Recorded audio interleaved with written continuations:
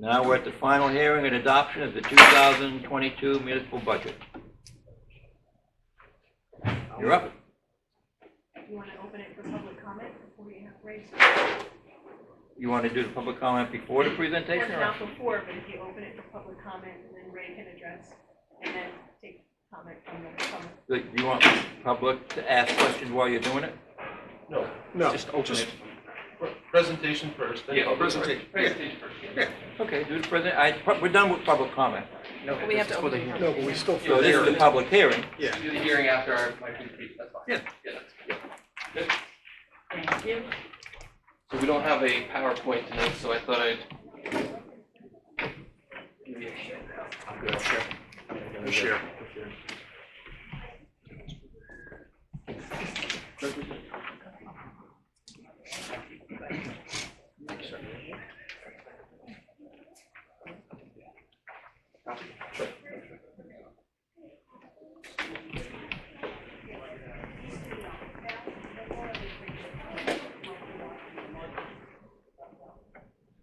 Stand over here, okay, for everybody? Yeah. You good? Okay.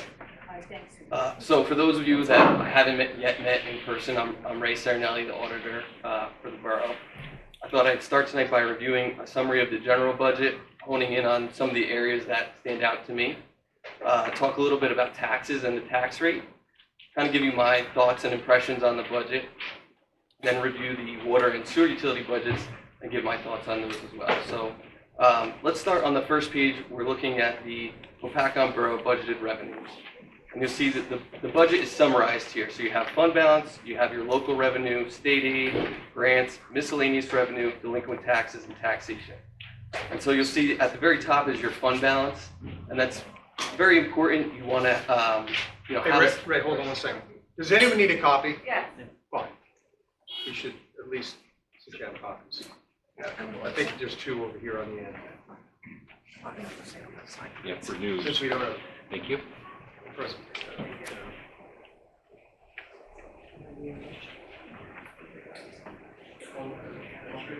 Right.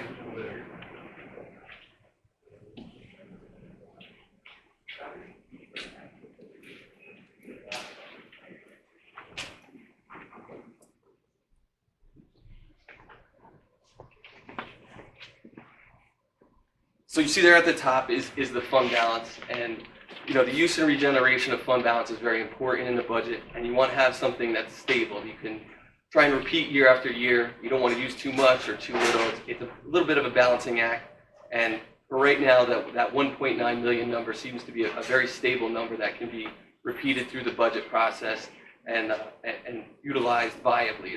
It can be regenerated. So then as we go through, you have your local revenue, your state aid, grants, miscellaneous revenue, and delinquent taxes. And you notice there's a variance on the right-hand side, and you have some decreases in your revenues. And in New Jersey, in municipal accounting, you can only anticipate what you received in cash in the prior year. And so what we're seeing a little bit of there is the effects of the pandemic. And the pandemic wasn't really an expenditure-related problem for municipalities, it was a revenue-related problem. So there weren't these exorbitant expenditures that needed to happen, and really whatever expenditures did happen outside the normal course were covered by grants received from either the state or federal government. So in this case, there was a stagnation of your revenues, right? We saw interest rates are at historical lows. Tax collection actually went up, so your interest on delinquent taxes actually went down. So you have some, a lot of fluctuation in your revenues, some decreases in your revenues, and so you have to meet that demand through the budget. So you have some decreases there. The decrease in delinquent taxes is actually a good thing. Like I said, you have a higher collection rate. You can't anticipate as high an amount in the following year because you collected so much. Very good for your fund balance. Hurts a little bit in the budget, but overall a good thing. That means people are paying their taxes, so that's good. And then obviously the biggest chunk is taxation, and now that's for every municipality. The support of the budget mainly comes from taxation. And so you see an increase of the levy of about $25,000. We're going to talk about that in a little bit. So that's the revenue side of your budget. You'll see the budget as a whole is down about $55,000. So if you flip the page, we're looking at appropriations. And this is really the driving force to your budget, right? I'll say this, it's not necessarily true here, but revenues are very hard to come by in a municipality. You're not a business that can just go start a new line and generate new forms of revenue. I hold back on that a little bit because every time I come here, you have some new revenue that you're looking for. So you guys do a very good job of doing that, but it's very hard to come by substantial amounts of revenue. And so the appropriations are really what's driving your budget, right? You have the needs of your taxpayers that need to be met. Roads need to be paved, garbage needs to be collected, those types of things. So you need to ensure that the budget is adequate and meeting the demands of the taxpayers. So as you go through, you have your general government, insurances, public safety, public works, solid waste, health and recreation, utilities and statutory expenses, debt and capital, grants, and the reserve for uncollected taxes. And again, if you look at the variances, you have some minor increases, which is expected, right? We're experiencing some pretty high inflation, and you need to meet the demands of that, and having the appropriate amount of expenditures to meet the needs of the town. Now, the two biggest things you'll see are some very substantial decreases in insurances and public safety. So a new insurance policy or a new insurance program was initiated for the 2022 budget, resulting in some pretty significant savings in insurances. And contractually, there were some contractual negotiations that resulted in some savings in public safety. And so, as I said, appropriations are driving force behind your budget. And when you see some very significant savings in your operations, it's really going to help keep that tax rate a little bit flatter and take less pressure off that. Also, the way in which you receive those savings is very, very important. They're in your operations, which means they're repeatable. Next year, you're starting from that base in your operation. So it's sustainable over a number of years. It's not a number that's fluctuating where it's going to go down in 1 year and up the next. It will go up next year, but it's not going to. You're not going to see a huge fluctuation. We know what the insurances are. We know what the public safety contract is. So you're seeing some repeatable savings, which is very good. It's sustainable through the budget. So then we flip to the next page, and you'll see the tax rate. And so we saw a $25,000 increase in the levy, which when I calculated it out, I think it was 0.18% of an increase in the levy. And so when you look at that compared to the rate, the increase in the rate is actually 0.00012%. It's actually even less. I would call it zero. That's just rounding up by an accountant. But so you have a 0.07 increase in your rate, which is essentially, to an average taxpayer, $1.50 for the entire year for everything that you're doing for the town. So that's your tax increase for the year. So to me, that's a fairly flat tax. And a lot of that is attributable to the savings that you're seeing in the appropriations, but also, if you look on there, I put the ratables. You have $2 million in new ratables, which is generating about $20,000 of new taxes. So a previous taxpayer, of that $25,000, all your previous taxpayers are only paying roughly $5,000 of that increase in taxes. So, when we see growth like that, it's a good sign for the town. It means people see it as a place they want to invest. So it's very good to see those types of investment in the town. People are building and investing themselves in the town. So it's a very good thing. So that's your taxes. So my impressions on the budget: you have a good sustainable budget that has lowered your operating costs. When I look at it as a long-term plan, it means that it's a sustainable over a number of years. When I look at things and how they could affect you down the road, some things like your debt and your capital, those are things that can affect you down the line. Right now, your debt and capital plan, as it isn't going to affect your tax rate. But if you have some unforeseen costs in there or some big projects that you want to do, it's going to put some pressure on your tax rate. Additionally, while sustainable to the budget, when you're cutting appropriations, it can put a lot of pressure on your fund balance.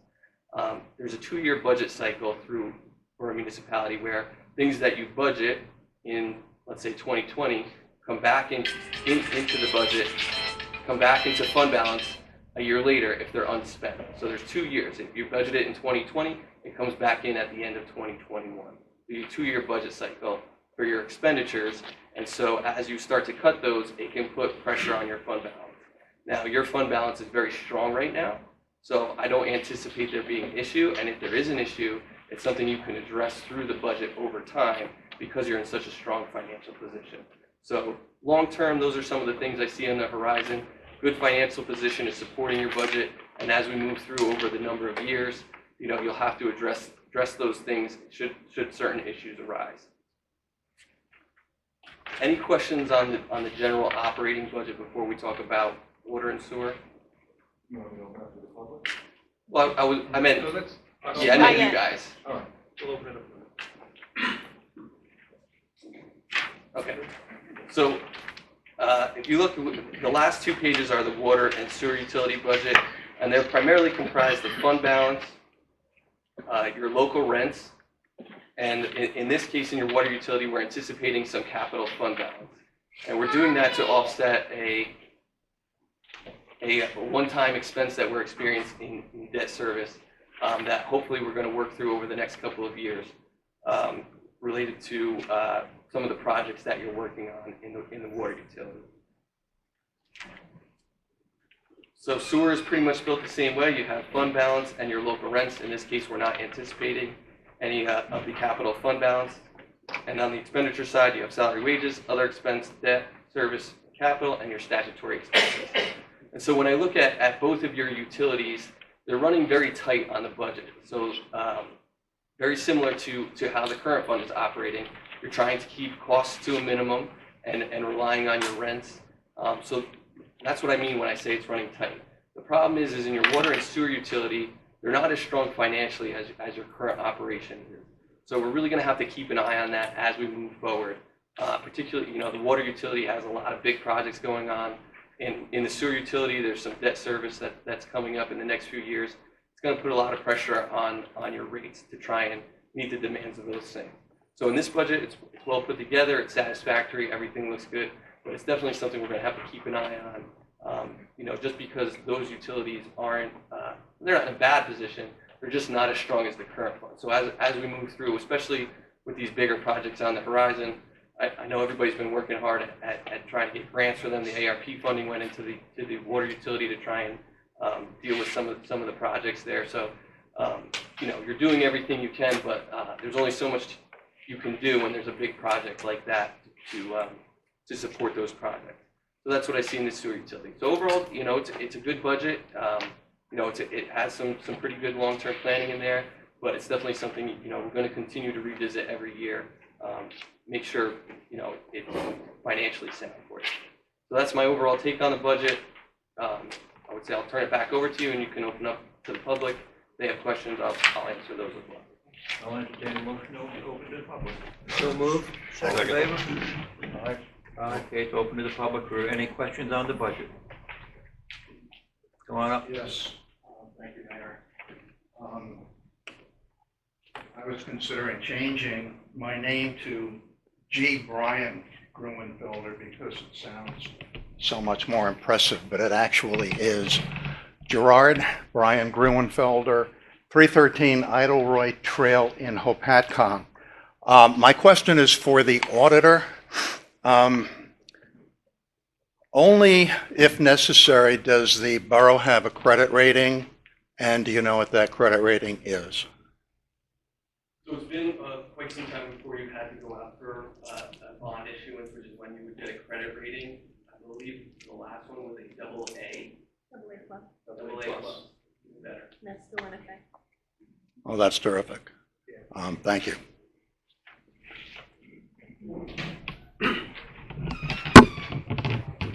So I have a question, if I may. So the surplus, we're using 18.30% more of our surplus this year than we did last year. Jennifer, what page are you on so I can follow? I'm on the user friendly because No, I know. First page? the third page. 1, 2, 3, okay. The user-friendly budget is not in front of you. Oh, that one, okay, yeah. So the user-friendly budget compares last year's to this year's, and then it gives a variance percentage similar to what Ray made up in his presentation. So yes, overall, that's all three fund balances for all three operating funds. And we are using 18% or $476,000 more than what we used in 2021. Sorry. So your use of fund balance in the general budget hasn't changed. It's 1.9 million compared to 1.9 million last year. The difference is that the fund balance was drawn down last year. So your total fund balance that you had is less. So you're using a higher percentage of that. I think that was a strategic plan because the fund balance had gotten too high, and there was a strategic plan for the fund balance to come down a little bit. Over how many years? And what was the last number? Remember, this plan started before I was on council, so it was, because I looked at the audit from 2018, I think I had from 18, 19, 20, and 21 hasn't been done yet, because it's usually done in like June, right? Right. So I compared, I think it was 18, 19, 20, and 20, and 20. And from 19 through the audit in 2020, the fund balance went from 6.4, correct me if I'm wrong, 4.9. Is that where we're staying, or are we gonna continue to use that fund balance? That's in our preferred range. Our preferred range would be anywhere from 4.5 to So when the fund 5.5. balance stays stable at this 4.9, then what do we do in the coming years to address the increase in prices in other things, like our 2% salary raises and our health care benefits going up? And I asked you this last year, and I'm going to ask you again. How long can we stay at a 0% tax increase before we get slammed? Where the price of everything goes up, because we know the price of everything is going up.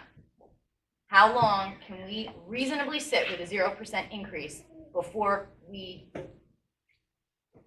Well, I thought it was going to be this year, but there's a lot of factors that go into a budget. So renegotiating a contract and getting into a new insurance plan and those savings offset a lot of the 2% increases in costs. You can't continually do that forever. Do I know magically when that time is going to be? I do not know. I understand what you're saying. Prices do go up. There's a lot of moving parts to a budget. So, for instance, the savings. The new revenues that you've been able to find have been helping you offset a lot of those tax costs. So as we move forward into next year, if there's new revenues or there's some savings out there that this creative group can find, you potentially could get back to zero. Being in a period where there's 8% inflation, it's going to be very tough. It's going to be very tough to do that. And like I said, I think for the most part, you can expect somewhere between a 0 and 2% budget increase over the next few years, outside of strategically changing your long-term plan as it relates to debt and capital. I think that's the area that would worry me, is if you change that strategically and got into a debt instrument or decided to make some type of capital improvement, that's going to strategically change the budget and strategically change where the taxes come in at. I think all other things remaining the same, if you can get creative enough, you may potentially get to zero next year. I would think there's going to be a tax increase based on everything I know right now. I don't think it's going to be very dramatic. I would say somewhere between 0 and 2% is a reasonable expectation. But again, I thought that's what was going to be this year. We got a creative group that found pretty significant savings. If they can continue to do that, you might be able to get back to zero next year. But I would predict, unless there's a long-term change or something dramatic outside of general operations, between a 0 and a 2% tax increase would be pretty reasonable in next year's budget. And so when you're talking revenue, right, the creative revenues that we created. So creative revenues, but also everybody's insurance went up this year and yours went down. That's pretty creative. No, absolutely, but that's not a revenue that we can count on, because that insurance is going to go up next year. Right, but it's going to go up from a lower percentage. I think some of the questions you're asking are a little outside of his scope as an auditor. He is not part of the management team. He'll give an opinion on how we're handling it. So that's more of an internal handling of the finance committee. So we look 10 years down the road. We have our labor contracts, as Ray mentioned. We're locked in for another 4 years on Let's bring those. the rest of the public in if there's any more public questions. I can Oh, address okay. that. More public question? Hearing none? Move to bring it back. Move to bring it back. All in favor? Aye. Now, to answer some of the crystal ball stuff, we don't have a crystal ball, but we do have opportunities. We're getting ready to invest close to $3 million or more in our water. It's not costing us a hell of a lot, but getting back to how we control the taxes and the challenge is steak dinner, by the way, on that, Mr. Auditor, for next year. It'll be zero. And so the reason I say that is we, unlike a lot of other entities, can raise money. We can generate revenue. To expect everything to stay flat on that end of what we do is not accurate. As a matter of fact, it's just plain wrong. And I'm going to say that because, you know, for as much of heat that we took with the pilot program and redevelopment and people not understanding that concept, we have a pilot program now in River Styx. I don't have the number in front of me, but we're going into our third year. This is the year we make money because it starts at 0, 20%, 40, in that. So, and by the way, the money generated from that, 90% of that money, 95% of that money goes to the borough. 5% goes to the county, period. And so as that money grows, what normally would generate, for example, $100,000 is going to generate $250,000. We make 2.5 times our money as it matures. We just now started the process for redevelopment on the 607 corridor. That's from, let's say, from Borough Hall to the State Park, with limitations. So the Land Use Board acted on that last night. The council will be getting the result of that after we get the funding for that study from the Highlands Council. So the first step was last night. And so when you look at the potential for improvements, and I don't have a number, but say for example, say for the sake of argument, the Lakeside Tire owns that whole mountain. So they say, we're going to improve our property, and of course the pilot program is only on improvements, not property. And they invest $1 million. So the first year or two, we don't make a lot on that, but at the end of the 5 years, we make 2.5%, 2.5 times that money. So that is long-term, and our CFO is tasked with a 10-year plan. So we don't plan, we're not planning next year. We're planning for 10 years from now. I might not be around, we might not be around, but there'll be a plan in our CFO's office that shows some projection of where we're going to be financially in the next 10 years. And of course, that keeps going down that view, that we will be very aggressive on raising revenue wherever we can. Talking to solar people now to put solar on all the roofs of, you know, the Borough Hall and the DPW and the Park and Ride. And the object there will be to generate some revenue by not having an electric bill or reverse metering. I don't know if that's going to happen, but that's always out there.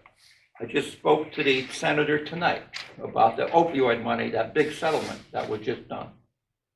So I want a couple $100,000 of that money for our police department for interdiction, for our municipal alliance for interdiction. So that offsets a lot of money from other places. So that's what even our auditor doesn't know a lot of them details, but you do now. And so we're dead serious.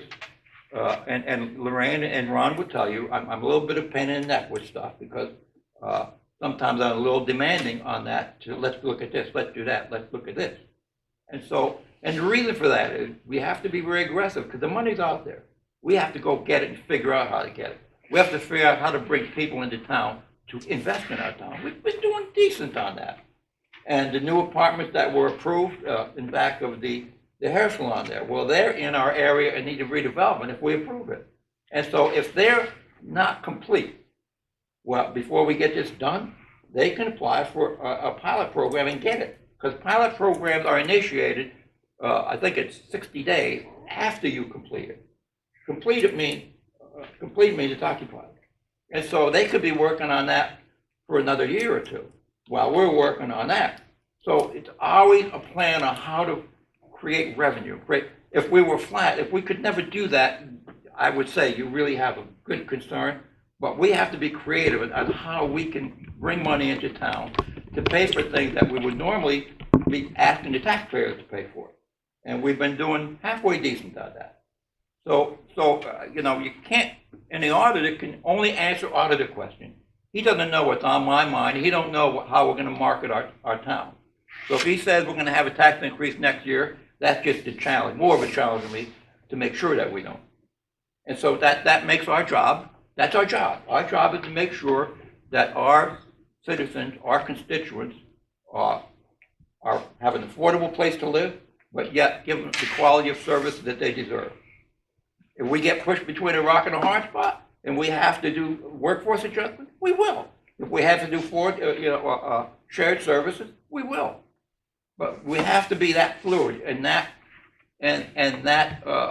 flexible in our methodology and our practices to be able to do that. So if we get stuck in one place, say, oh, we're never going to lay anybody off, that's false. I would never say that. Do we want to? No. Do we have to make adjustments, cross-train? If someone leaves, we don't replace them. We're already doing that.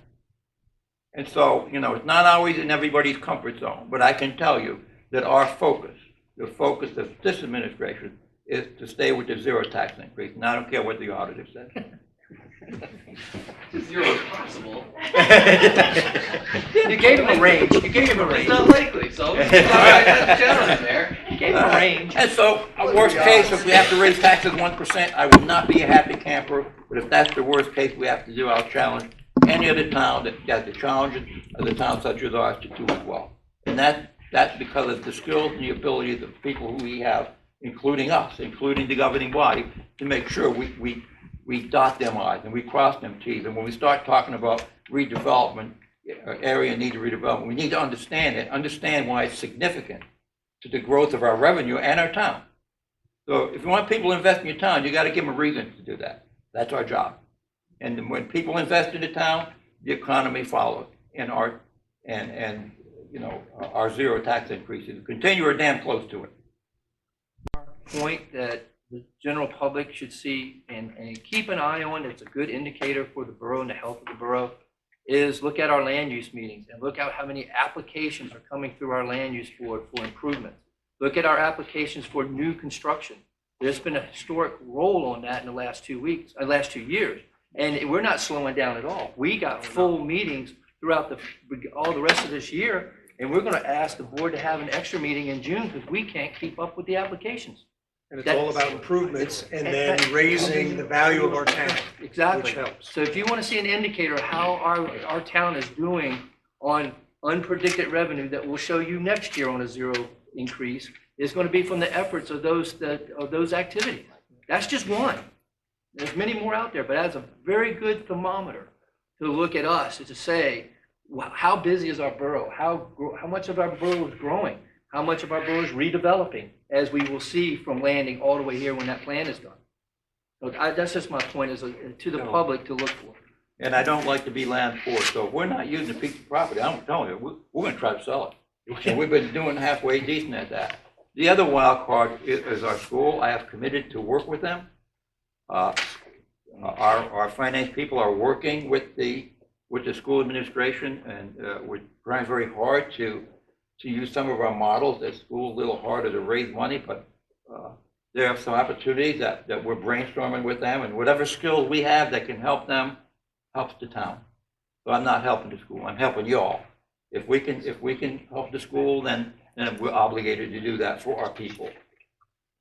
So that's kind of what we do and why and how. And I can't tell you the answer because I never know. Opportunity comes, we're going to go after it. Grant money, give me one of each. Yeah. And so it's true. And aside from my CFO and my administrator, I drive our grant people crazy too, because I do have a copy, and I printed out the copy of the new infrastructure bill that everybody criticizes. But it's here, the money is there, it's up to us to go get it. And everybody else is going to get it, and I'm going to try too. So every little bit helps. More question? All right. Mayor, I'd like to make a motion to pass our budget. Second. Call the roll. Angelic, you- Mr. Hoppercamp? Yes. Ms. Johnson? Yes. Ms. Roberts? Yes. Mr. Schindler? Yes. Mr. Smith? Yes. Mr. Young? Yes. Thank you. We now have approved a budget with, for all practical purposes, a 0% increase.